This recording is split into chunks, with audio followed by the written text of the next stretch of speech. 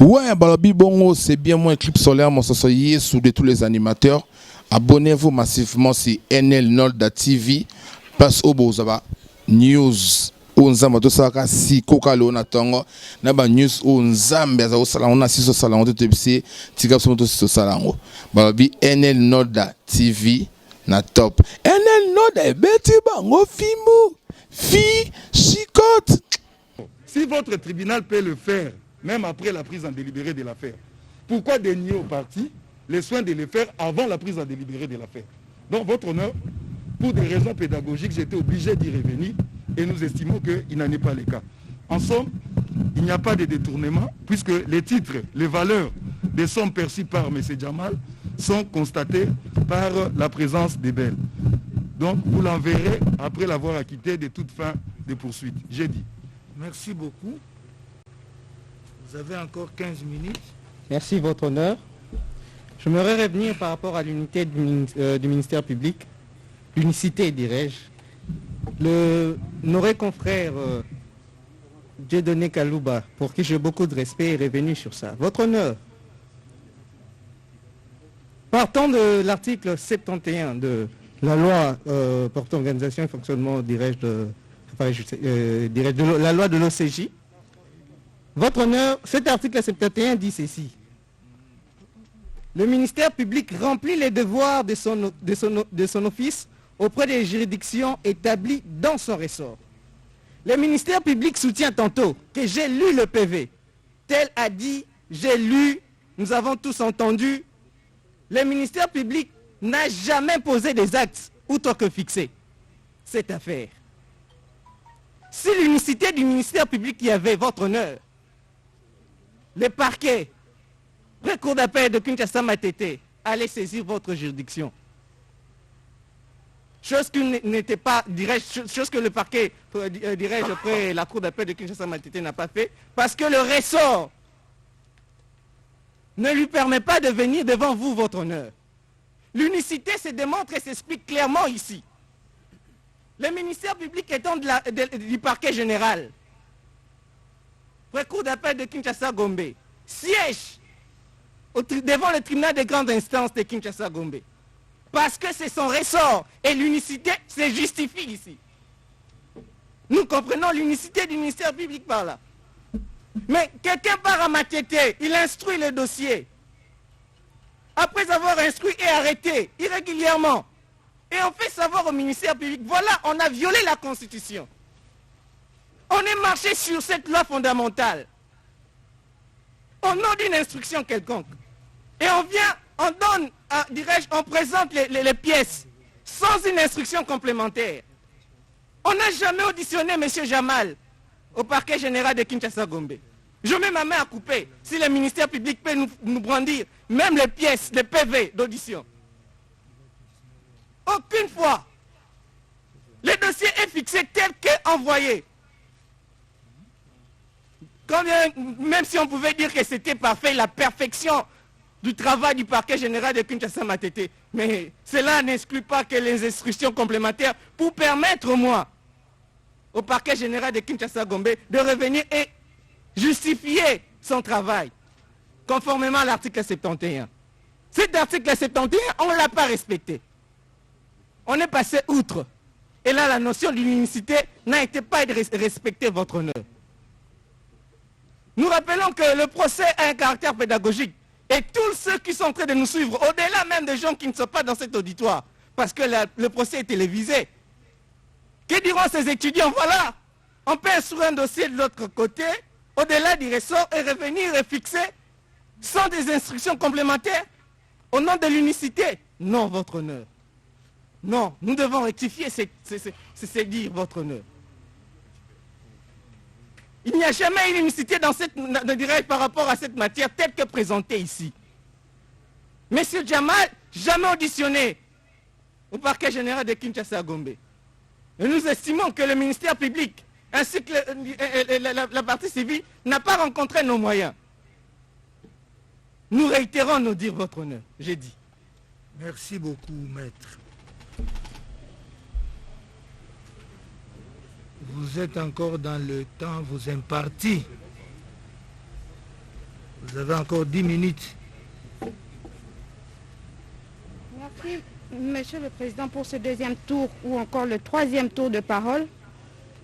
Mais qu'est-ce qu'on doit retenir de ce procès, Monsieur le Président? Que la partie civile et le ministère public ont tendance à entretenir une confusion entre l'enrichissement illicite et l'enrichissement sans cause.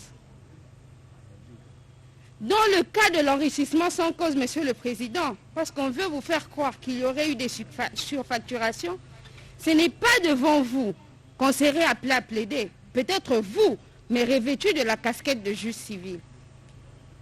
Mais s'agissant de l'enrichissement illicite, nous avons démontré que la licéité de ce contrat repose sur l'existence des titres, notamment ce contrat, ainsi que l'avenant. C'est là que j'ai aimé l'intervention du professeur Kalouba, qui a tâché de rappeler qu'il s'agit bien entendu d'un contrat de droit privé. Tout à fait d'accord. Mais la question reste pendante, celle de savoir quel est le comportement à afficher. Qu'est-ce qu'on retient d'un contrat de droit public signé ou conclu en violation de la procédure telle qu'établie? Est-ce qu'on le considère d'office nul?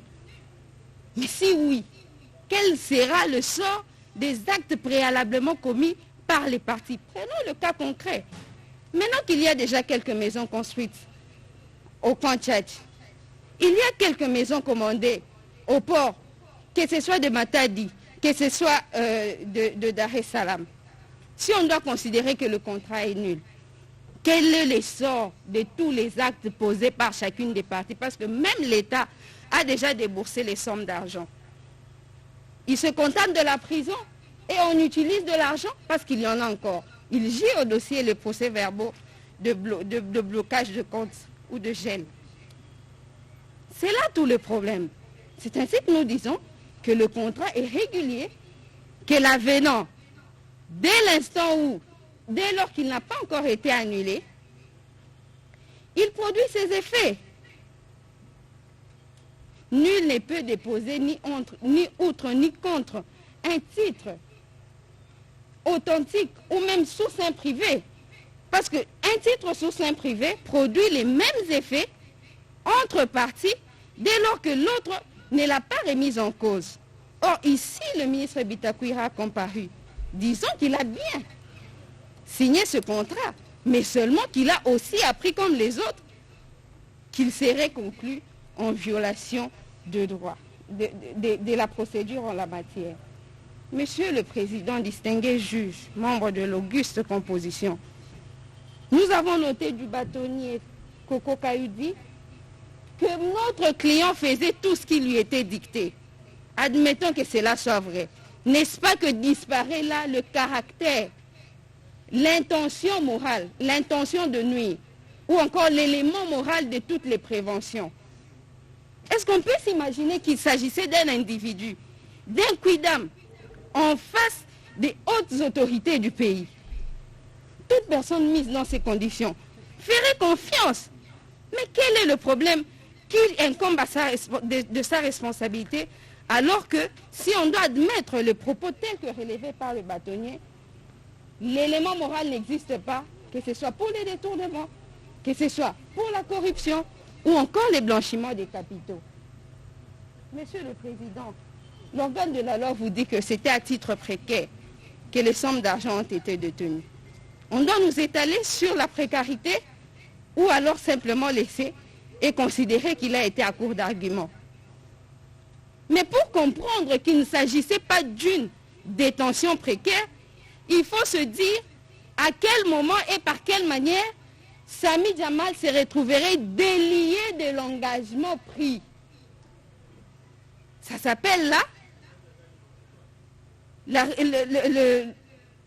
le contrat, je voulais dire, les effets relatifs du contrat. Quand est-ce que l'extinction des obligations? Quand est-ce que l'obligation de mon client devrait s'éteindre? Est-ce que par la restitution des fonds mis à sa disposition ou par la livraison des maisons préfabriquées? C'est ça tout le problème. C'est ainsi que dire qu'il s'agissait d'une détention précaire, c'est choisir des raccourcis. Et des raccourcis qui ne sauraient donner droit à l'acte d'accusation. Monsieur le Président, l'on vous dit ici, pour nous rejoindre bien entendu, que le ministère public a chargé Samy Jamal de blanchiment des capitaux parce que celui-ci l'aurait reconnu, l'aurait avoué. Mais il s'agit là de l'administration de la preuve. Avant d'arriver à l'administration de la preuve, il faut déjà, dès l'entame, que des faits soient reprochés à quelqu'un et voir s'il s'est avoué ou il ne l'avoue pas.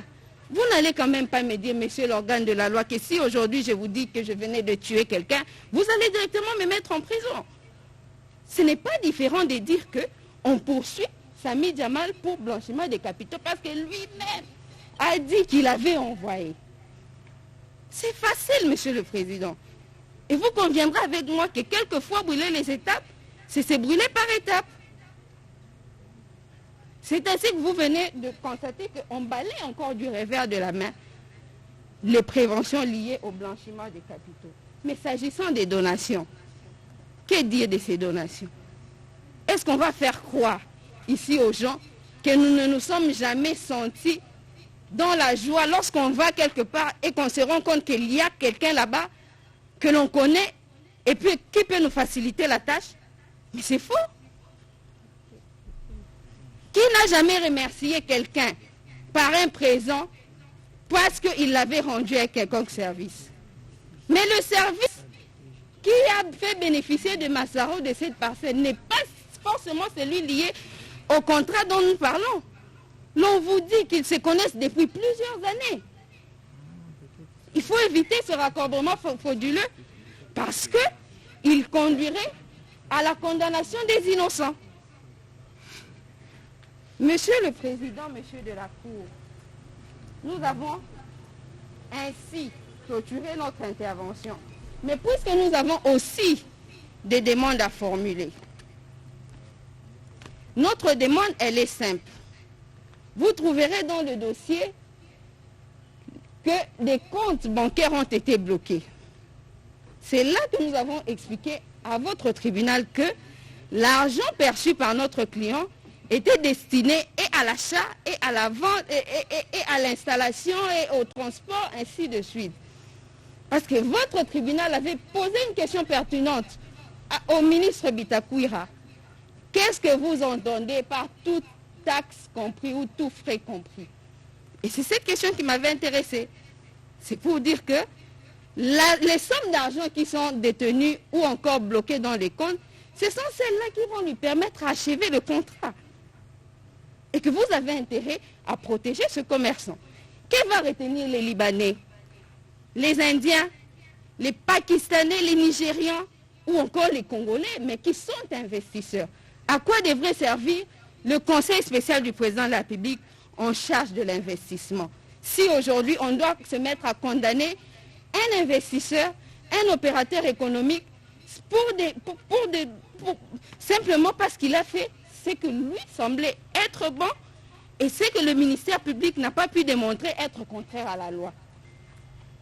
J'ai 80 ans. Vous vouliez que monsieur le procureur il me condamne 10 ans à cause de quoi? Avant d'abord de me condamner, il faut envoyer quelqu'un à la Kamtchatka, à l'intérieur, regarde le travail. Je suis prisonnier, je travaille, ils ont bloqué mon compte. Ça, c'est mon argent. Si je ne suis pas honnête, il ne veut pas donner encore le deuxième projet. Vous voyez, et puis je suis innocent. Au lieu que tu vas me féliciter, monsieur le procureur, avec grand respect, vous me condamnez, je vous remercie beaucoup, mais Dieu témoin, je suis innocent, je ne rentre pas dans les politiques, je ne suis pas politicien. Les premières régions, les premières gouvernements, depuis Mobutu, je ne rentre pas dans les politiques. Depuis l'excellence Kabila, je ne rentre pas dans les politiques. Depuis qu'aujourd'hui l'excellence Tshisekedi dit avec lui, je ne rentre pas dans les politiques. Tu me comprends? Moi, je suis commerçant, je suis grand commerçant. Je vends, j'achète, aucun problème. Les marchandises, même je suis prisonnier, même tu me condamnes 20 ans, je vais continuer ça à cause du président de la République. Même je vais prêter l'argent pour continuer tout le travail. Ça, c'est pour le peuple de Congolais. Le peuple congolais, c'est mon sang. Mon enfant, ils sont nés ici en 1975 à l'unité 6e rue. Depuis 30 ans, je n'ai même pas descendu au Liban. J'ai perdu ma fille à cause de la voie des Zaïre. Elle est descendue choisir des marchandises. Il a fait accident et elle est morte. Regardez mon passeport si je descendais depuis 30 ans. Avec grand respect. Monsieur le Président, à cause du président de la République, je vais continuer le travail. Comme je vous dis, ça c'est mon tâche de fabrication. Et prenez un exemple pour l'excellence Vital Cameron. Tu me comprends? J'ai reçu des contrats, à peu près 150 millions de dollars, à peu plus moyen. Tu me comprends? Mais comment? Moi, je vais faire une corruption. Quelqu'un lui donnait 150 millions de dollars de projets. Je vais donner un terrain, les serpents 3 mètres là-bas, pour lui. Ça, c'est honteux pour moi. Vous-même, vous savez. Et Dieu témoin, je ne connais même pas Soraya. Je suis innocent. Il y a les gens contre les 7 projets pour le président. Il y a les gens, ce soit que Libanais ou bien Congolais, je ne sais pas qui, et le contre les 7 projets, c'est des jalousies. Je vous remercie beaucoup. Je suis à votre disposition. Même je suis prisonnier, je vais continuer le travail de plus bref délai. Je vous remercie beaucoup.